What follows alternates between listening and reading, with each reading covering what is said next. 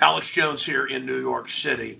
And as you know, just about an hour ago, I was on for 2 segments with Piers Morgan on CNN. They had promised me 3 segments if I came here, and then I was going to debate Alan Dershowitz. But they panicked. The producers ran in. The head producer was crying and saying it wasn't supposed to be like this. And Piers Morgan said, "Get out of here." And their security people were like, get out now, you're coming with us. And I said, we'll have to get our stuff out of the green room. That said, you know I've covered Bilderberg. You know I've covered Occupy Wall Street. I've covered the DNC, RNC. I've been in news coverage where people are being arrested en masse. I've never put out a video asking for people to watch our back. We got here today at about 4 o'clock, drove in from the airport into Midtown, near CNN's main complex. They have several buildings. And when we got to the hotel, we were getting our cards, and I noticed what was clearly off-duty cops in the windbreakers with the guns, talking into their little earpieces. They had earpieces and the little handheld pieces. And I didn't say anything to Rob Dew, who's running camera right now. Then about 2 hours after dinner, before we went down to CNN Center, we were walking around about 10 blocks away just shooting video of this and that, and I noticed more undercover cops looking at us. And I said to Dew, I said, let's just go ahead and get out of here. And then they had them waiting for us about 300 yards from CNN, the building we were going to, and the guy runs up and kind of gets in our face. And we also ran into a few listeners as well, but this guy got in our face. You can tell it was a big, mean Bloomberg detective. I've been here at protests before. I've seen Luke Rudowski's videos. And it was like, oh, I'm a big fan, but it was like pure violence in the eyes. And Dew's like, man, that guy was scary. I think that's a cop. And Dew's shooting video right now. He came to New York with me. And I said, yeah. And then we got there, and I saw some more outside the back entrance staring at us like gangsters. They're like cops from the movie Goodfellas, basically. Yeah. And then we go up, that all happens, and I said, listen, I want to go out the mall entrance, because there's a mall entrance on the other side. And the head of security said, no, you're going out this way. And I said, but Bloomberg's guys are out there. I don't want any confrontations. And the guy started laughing at us. Like, yeah. And we got there, and there they are, talking into their pieces. Rob, dude, I'm going to flip this around and have you talk. Sure. Can you describe to people what we just saw? Yeah. Right as we walked out, there was a guy with a windbreaker, and he had his little earpiece in, and he was talking into his coat like this. And as we walk out, he looks at us, and then he kind of walks into the wall, like he's trying to get out of our way, but why is he walking into a wall? Like he literally turned and walked into a wall. But describe the other stuff. And then, there was the guy who came up and approached us twice. And that was the second time was really spooky because all of a sudden he's there. The first time we saw him approaching, the second time he came from behind. Well, I forgot about that one, but then there's all the other cases. Bottom line, what do you think's going on here? I think we're being cased, definitely. I mean, we're being cased, and the way this will work is, oh, see, they're here protesting, gun grabs. Oh, some crack dealers shot them. And if you don't know that Bloomberg's total mafia, you're not living on planet Earth in reality. And these people clearly work for Bloomberg. These are clearly police. And there's some other stuff that went on. Truth is stranger than fiction. I'll just leave it at that. I've never, that I can remember, put out a video when I'm in foreign countries being followed by people in black SUVs and being arrested. I mean, you've seen it all. I've never said we're in danger. My dad called me tonight and said, I want you to be real careful after that interview. Rob's older son, he's younger than 10, never says, Daddy, please don't go on this trip. My wife has never been this concerned. And I'm like, come on, quit being paranoid. And let me tell you, we got undercover cops all over us who look like they're from Goodfellas. Rob? Yeah. No, it's very spooky. And everybody said you better watch it. You're going to Bloomberg's town. This big insider bankster type guy. So, that said, we're here, and we're leaving tomorrow. Whatever happens, happens. I think putting this video out will protect us. And it was just super creepy because, when cops come over and grab you by the arm and go, I'm a big fan, you know what I mean? I'm a big fan. And then you look, there's another cop right there, and they're going, yeah, big fan, big fan. I mean, this country's gone, folks. This is why we have the Second Amendment. And then Dershowitz came on, the guy that wrote memos calling for torture of anybody that disagrees, basically, and that they have torture warrants. Alan Dershowitz, I was supposed to debate him after. Piers-Morgan panicked, as I predicted he would do by the third segment. Did I not predict he'd panic by the third segment? Yeah. Kicked me out by the third segment. They broke their promise, which I expected. You went after their money master. See, the problem is people say, why don't you be nice to them? They're thugs. I know who they are. I mean, I know about Piers-Morgan and the insider trading reports out of England and being fired for fake news reports and fleeing justice and the hacking scandals. And then my wife called me because I'm dealing with all these police detectives and the rest of it. And she goes, are you hearing this? And I later was able to go watch the video right before he did this, where they're going, Alex is the reason we take the guns. He's not safe. You know, he'll shoot people. I mean, I have no criminal record. My guns are all locked up. Don't even really think about them. It's that when they come after our guns, as Thomas Jefferson said, that's when you know you're going into tyranny. And I called my dad, he saw it, and he said, yeah, you got to go watch this video of Dershowitz. And I went and watched it. It was like, Alex Jones is dangerous. You know, we got to deal with him. He shouldn't have guns. He'll go after people.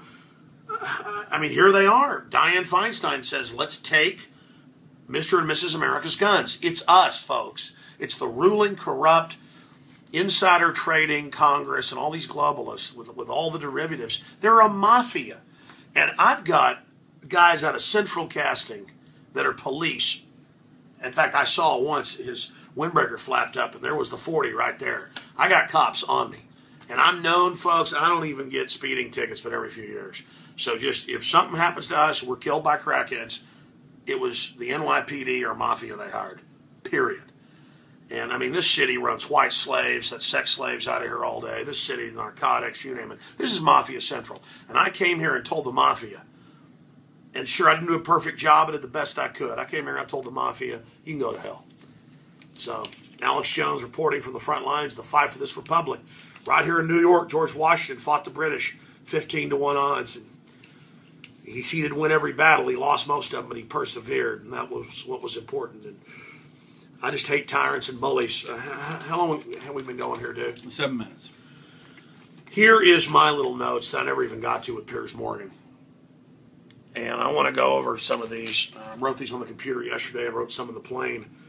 I went over the stats that they hate, that guns are like number 15 in cause of unnatural death. Number 1, suicide, because of all the Prozac-type drugs they admit make you commit suicide and kill people. I wanted to get to that. I covered some of it. Victim disarmament. The government's the one that disarmed the schools and advertised them as places to go kill people. Fast and Furious, 20,000 guns, rocket launchers, hand grenades, stuff you can't buy at a gun show or a gun shop, delivered down there by the White House, blame the Second Amendment. Pierce is in the news having bodyguards. He said he didn't have bodyguards. That'll be a whole other report. That's not true. Drone attacks killing children all over the world, but Obama doesn't cry for that. Democide killing 290 million people. Government's number 1 threat. You did cover that. I did cover that. I covered it all, but not as much as I'd like. We have guns to protect ourselves from you. I made that point. Move to North Korea if you don't like guns. FBI crime stats covered that. Called him a hatchet man. Government arming to the teeth. The 1.6 billion bullets. Preparing for civil unrest. You have blood on your hands again because they disarmed the schools and advertised them as killing zones. Why are Americans buying guns? We don't trust you anymore. You've lost the trust of the people.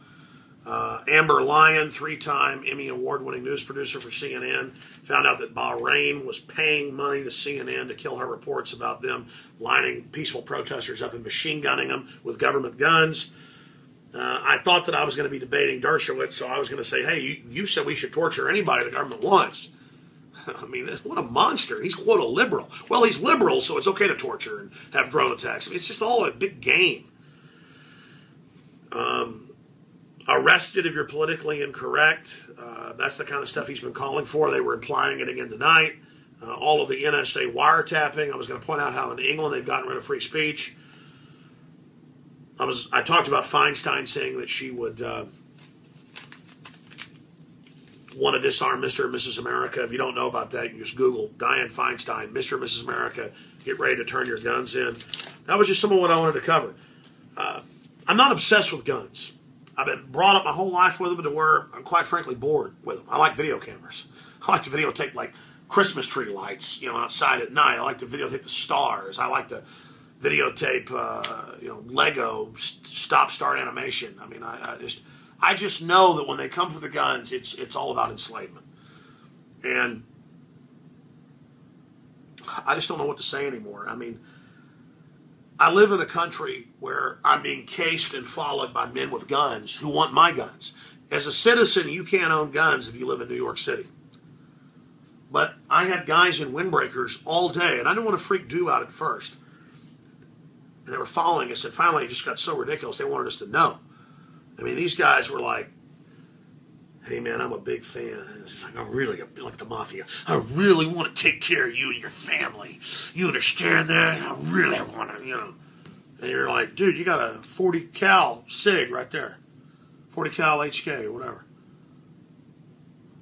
I mean, it's like they got their guns and they don't want me having a gun. And you know what? They're smart. You're smart. Because you're not going to run your BS in places like Texas no matter what you try. No matter how many false flags. You may have domesticated people in New York City. But you don't have people out in the heartland all across this country. From North Carolina to Tennessee, from Texas to Northern California, from Indiana to Southern Illinois. We're wise to you, and you may have bankrupted our pensions and stole our country's freedoms and sold us out of the New World Order, but you haven't physically conquered us yet. And all you Bloomberg Mafia people can go straight to hell. Bloomberg, I know you made billions off insider deals. You know what? You got a bunch of armed men protecting you, but you don't want women out there in the heartland of America to protect themselves from all the crackheads that buy the CIA drugs. You know what? You can go to hell. All you can go to hell. I'm not afraid of you, and I came here and I got in your red coat usurper hatchet man's face and told him to go to hell. All right, that's it. Pray for us, ladies and gentlemen. Pray when we get back to Austin, Texas. Tomorrow I should be back for the radio show. And thank you all for your support. But we're here in the middle of a mafia-run syndicate, and they're crawling all over us. They're down there in the lobby right now. So this could be the last video we put out. But I think once we put it out, they're obviously surveilling us. We'll be okay. You'll make jokes. Oh, yeah, you had people following you. We'd probably even have some of these guys on tape. We've got to check it when we get back. Alex Jones signing off for infowars.com. And Rob, I told you, I said, folks are all paranoid. They're saying, watch out in New York.